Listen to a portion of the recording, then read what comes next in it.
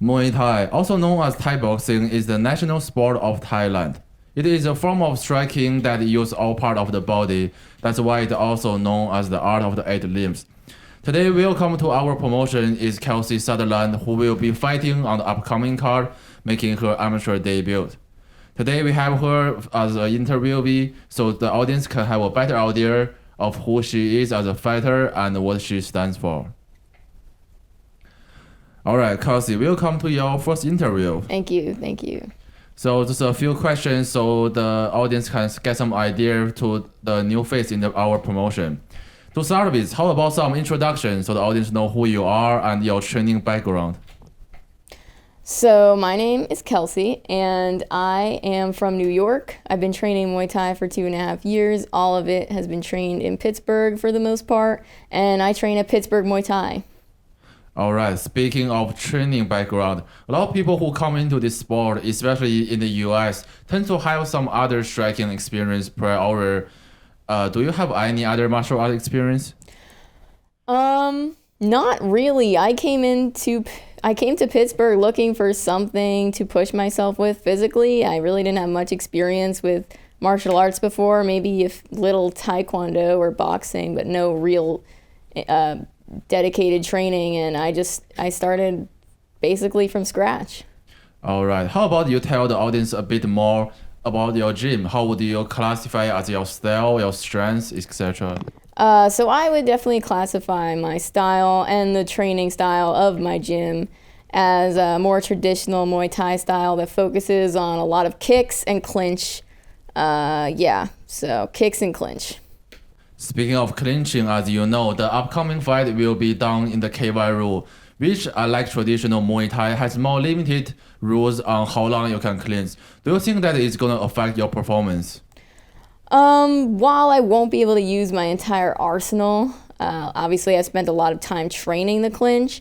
I don't think it's going to really cause me any sort of disadvantage because what is allowed in K1 rules, punches and kicks and knees are things I've trained a lot and I'm very confident in, especially my kicks. All right, speaking of boxing, which generally tend to be more important in KY style competition than in traditional Muay Thai. However, your upcoming opponent, Christine, she has a boxing background and is well known for her aggressive style. How do you respond to that? Yeah, I've seen Christine's hands. They're really good. Her boxing is impressive. However, I don't think that her aggressiveness, her forwardness is going to overwhelm me. I think I can stay cool under pressure, use angles to my advantage, and like I said, use my specialty of kicks to keep her at a comfortable distance. All right, speaking of distance management, which is always a huge challenge for any new fighter in the amateur circuit. For you in this fight against Christine, she has both a height and reach advantage over you. Do you think that is going to be a challenge for you?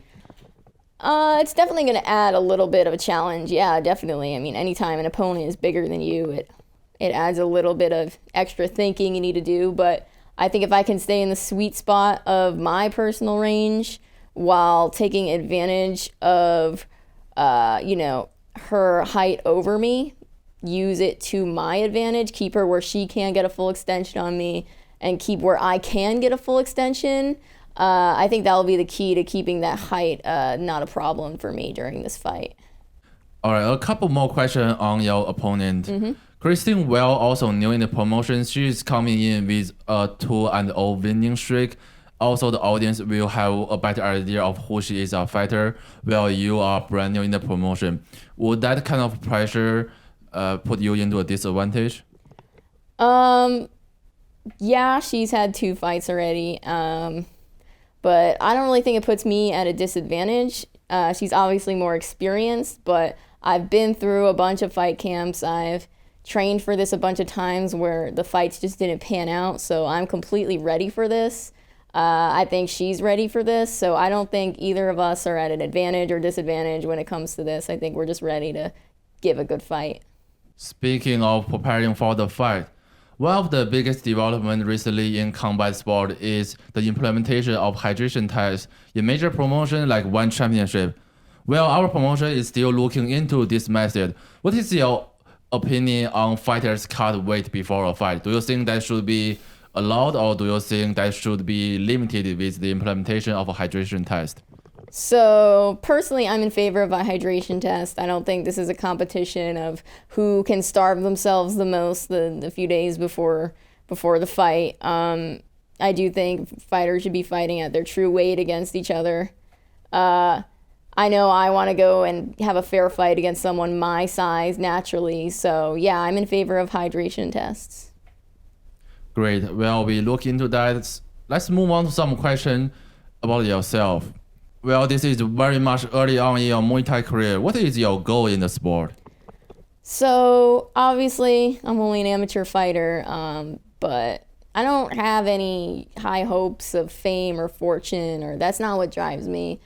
I just want to push myself as hard as I can and go as far as I really can go in the sport, whether that's high level amateur, whether that's pro, whether that's here in the United States, or whether that's in Thailand. So I just want to push myself as far as I can go. All right. Speaking of fighting internationally, one of the big attractions of our promotion is that we frequently exchange fighters from both Thailand and the United States. However, many people think that the fighter from the US don't really have a chance of beating the Thai fighters. What do you say about that? I think it's a little silly. I mean, yeah, obviously the Thai fighters, they win most of the time, right? It's just a sport that's been in their country for so long. It's where it's originated, where the United States hasn't had much exposure to this, in the grand scheme of time. But I think over time, more and more American fighters are going to be able to put up a good fight against Thai fighters. All right. On the topic of exposure, as we know, MMA recently has taken the world of combat sport by storm, and it is arguably originated and popularized in the United States. However, while the audience from the US are known for their preferences for striking in MMA matches, competition like Muay Thai or other kickboxing for that matter does not have the same popularity in the US. What do you think why that is the reason? So I think MMA provides something that kickboxing and Muay Thai doesn't, and that's, the drama, the heated arguments before the fight. It's very Americanized in a way. It caters towards things that are very popularized in American culture, not to mention that it's a bit more bloody, a bit more brutal, a bit more central on knockouts and the brutal finish, while Muay Thai is more focused on the technicalities, the slow first round, the gambling culturally in Thailand. So I think it's just culturally a cultural difference where I don't think Muay Thai will ever gain as much traction, at least how it currently is perceived in the United States. All right, a bit more on the international aspect of Muay Thai sport. As you know, not that long ago, Olympic Committee has recognized Muay Thai as a potential sport for one of the highest honor in the professional sport world. What is your opinion on the potential of Muay Thai being in Olympic? So I think there's a high chance Muay Thai will go to the Olympics. It's a matter of how much the integrity of the sport is going to remain, how much the Olympic Committee is going to change the sport, because I know that requiring headgear will be most likely what happens. I just hope that when it gets implemented, it really keeps the true spirit of the sport in there. Speaking of spirit of sport, one common pathway for any striking athlete for that matter, but especially high-level Muay Thai fighter, MMA seems an inevitable path. What do you think of that? Is that something you will consider in your future career? I'm not going to discount anything, but my current goals are to be as good of a Muay Thai fighter as I can. I don't have much interest in grappling or other aspects of MMA, so for the time being, I want to stick to just striking only. All right, a bit more on the recent super fight that was between Muay Thai superstar Rotan and MMA superstar Dimitri Johnson. What do you think of the mixed rules super fight that is across two different sports? I think they're fun. They're, entertaining. But at the end of the day, I don't think they should be taken super seriously. it's two different rule sets, two different people who are really good at the individual rule sets they participate in and train for. So I really don't see it as a valid comparison of things. I don't really think it should be taken too seriously in judging the quality of a martial art or if one is better than the other. All right. So on the topic of martial art, one thing that has been the center of attention in a striking aspect is the popularity of the so-called calf kick in MMA. Now, as we all know, leg kick is a huge part of Muay Thai. What do you think of the development of this quote-unquote new technique in MMA? I mean, in MMA it works, right? You have a wide stance. You can kind of flick those kicks out. And you always have to be ready for a takedown, for things like that. So I guess it kind of works in that scenario. But for me in Muay Thai, it's not really a useful thing or something that's going to cause much damage in the stances that we remain in while we fight. All right. Speaking of striking techniques, a lot of people criticize that MMA does not have a high enough level of striking compared to sports that mostly focus on striking.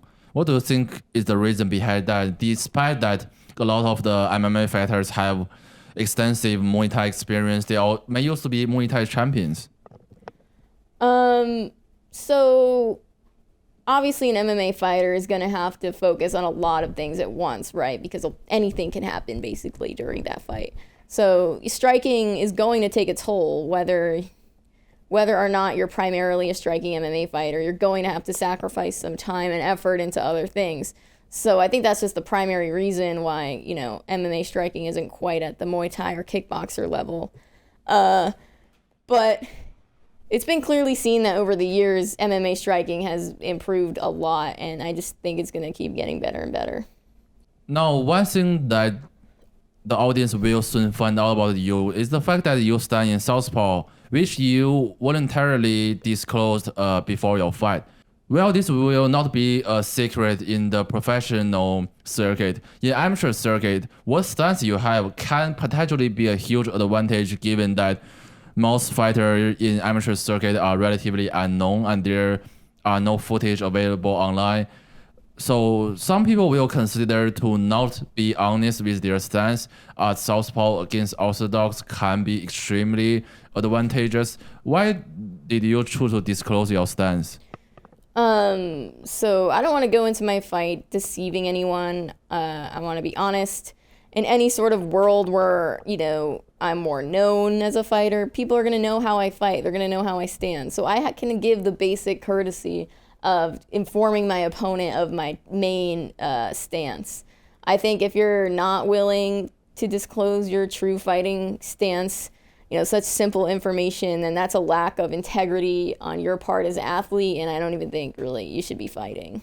Another question about yourself is the fascinating fact that you are in fact an engineer by day. What makes you want to compete in Muay Thai given, engineering are not exactly known for their athleticism? Right. So I do love my job as an engineer. I love the problem solving and the thinking, but I think we all know that engineers aren't known to be the toughest or, it's definitely not a physically demanding job. So I really feel like there was a part of me that I was neglecting, a part of me that wanted physical competition and a physical challenge and something to challenge, toughness and just seeing how far I can go in that part of me. So it's definitely a balance of things, being an engineer during the day, training at night. But I think both parts of me are really important for who I am. Okay, a couple more questions before we wrap up. You are obviously the underdog going into this fight. What do you have to say for the people that are rooting against you?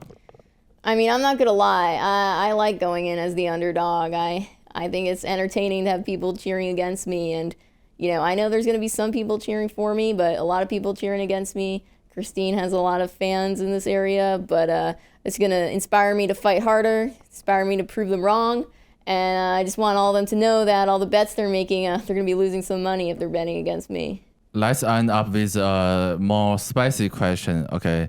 It is no secret that your gym has suffered a loss streak in recent competition. and you coming in representing your gym, do you feel like there's a huge chip on your shoulder to prove something? I don't think there's a chip on my shoulder. I think every gym has their, ups and downs, and recently it's definitely a down. But I think that I and my teammates have learned from our losses, and that we are ready to go into this fight knowing our mistakes and having fixed them in our training camp. All right, thanks for your time and good luck with your fight. Thank you.